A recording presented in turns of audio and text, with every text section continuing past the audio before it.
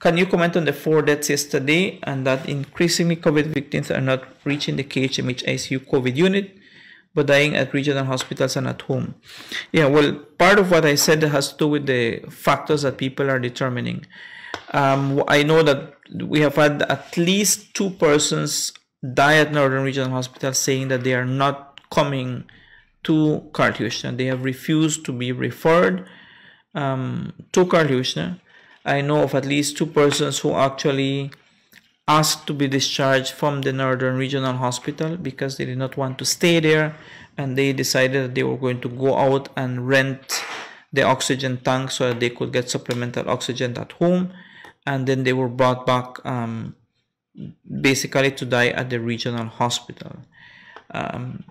Those factors are factors that I think are driven by fear, by misinformation. I know of a person who died in the Cayo district who refused to go. He knew he was in severe respiratory distress and basically said, if I go, I know I will be hooked up to a ventilator and I'm not going to go. So persons are having respiratory distress, and the other person that died from Cayo, I know, refused to seek medical care until he was really literally gasping for air. That's when he arrived, referred all the way to Carl Huchner. As soon as he got there, got intubated and was 2 weeks hooked up to a ventilator. Of course, the sooner you are able to do an intervention, the less likely it is that you're going to have the poorer outcome that we seem to be having.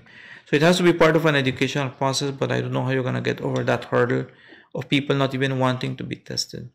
I know of a particular family where the family member, where the person died, was confirmed as COVID-19. They are still refusing and debating to date that their relative died of SARS-CoV-2. They have had a second relative die of SARS-CoV-2. And the other family members that are ill are still not accessing health services, notwithstanding that health is trying to bring them on board because you want to avoid those communications.